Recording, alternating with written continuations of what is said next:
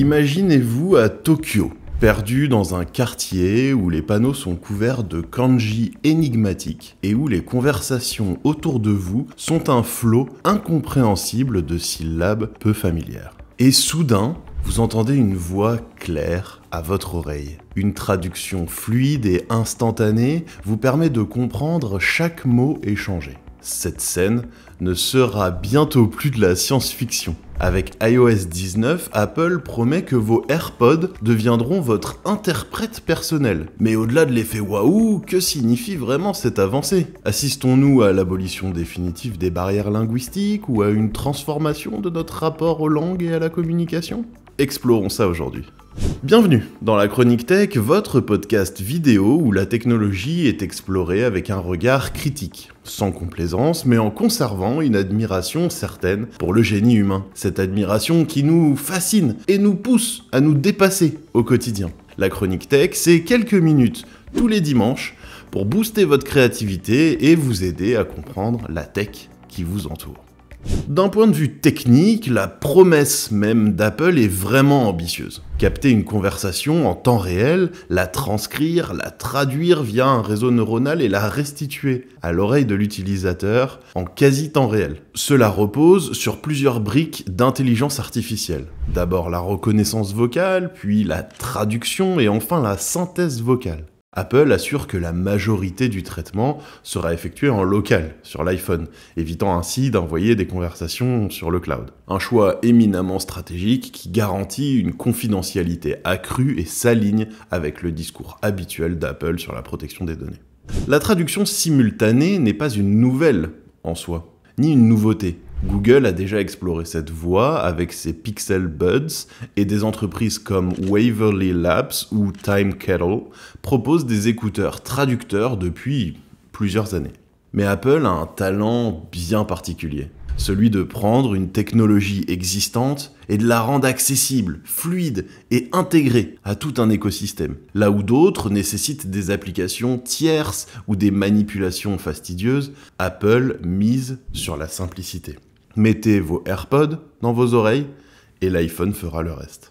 Cela pourrait bien être le point de bascule où la traduction instantanée passe du gadget pour technophiles à un usage quotidien pour des millions de personnes.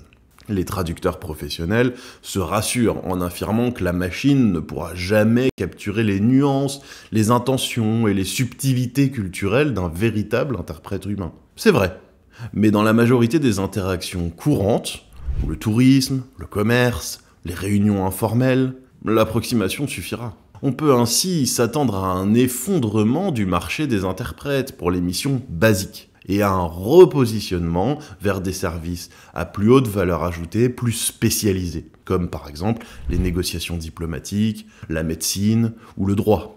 De la même manière, les petits appareils de traduction électronique risquent d'être balayés du marché. Qui achètera un traducteur autonome à 200 € quand son iPhone et ses AirPods feront le travail gratuitement? Inversement, l'accès démocratisé à la traduction pourrait stimuler certains secteurs. Imaginez une PME française qui hésitait à exporter ses produits en Asie, par crainte de la barrière linguistique notamment. Avec des employés équipés d'AirPods traducteurs, l'entrée sur un marché étranger devient bien plus facile. De nouvelles opportunités commerciales pourraient émerger grâce à cette fluidité de communication. Sur le plan social et éducatif, cette technologie va-t-elle tuer l'apprentissage des langues ? Après tout, pourquoi apprendre l'espagnol si une IA peut nous le traduire en temps réel ? L'histoire montre que ce n'est pas si simple. L'apparition de la calculatrice n'a pas rendu les mathématiques obsolètes. Et Google Traduction n'a pas supprimé le besoin de traducteurs humains. La langue, c'est plus qu'un simple outil de communication. C'est une structure de pensée, une culture, une manière d'appréhender le monde qui nous entoure. Comprendre une langue étrangère, ce n'est pas juste traduire des mots les uns derrière les autres. C'est adopter un autre regard. Cependant, il est probable que la motivation pour apprendre des langues évolue un petit peu. L'anglais, par exemple, a longtemps été une compétence clé pour les carrières internationales. Si une traduction instantanée devient fiable à 95%, la maîtrise de l'anglais restera utile, mais peut-être moins indispensable. De même, les touristes se sentiront moins obligés d'apprendre quelques phrases de base avant de partir à l'étranger. Ce qui est certain, c'est que l'enseignement des langues devra s'adapter. Plutôt que de se focaliser sur la grammaire et le vocabulaire, l'accent devra être mis sur la compréhension culturelle, la nuance, les expressions personnelles, tout ce que la machine ne pourra pas encore remplacer. Mais tout cela suppose une technologie parfaite, et nous savons que ce n'est jamais le cas. Une erreur de traduction, un décalage temporel trop long, et l'échange devient frustrant, voire source de malentendus. Une phrase traduite mot à mot peut perdre son sens ou être perçue comme impolie.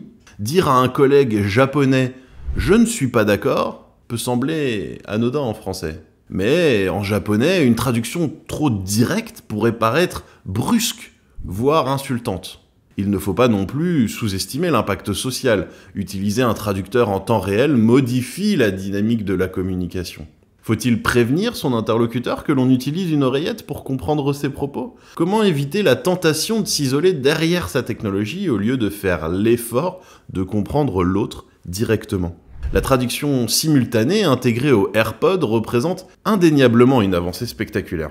Elle ne remplacera pas l'apprentissage des langues, mais elle modifiera notre rapport à celle-ci. Elle ne rendra pas les interprètes obsolètes, mais elle redéfinira leur rôle.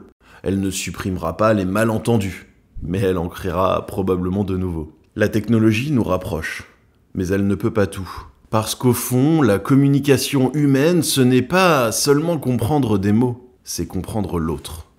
Merci d'avoir regardé la Chronique Tech. Nous vous incitons à nous laisser une note sur la plateforme sur laquelle vous nous écoutez ou nous regardez.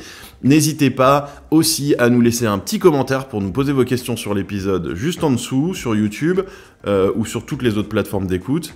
N'hésitez pas également à liker cette vidéo et à vous abonner pour nous retrouver dès dimanche prochain.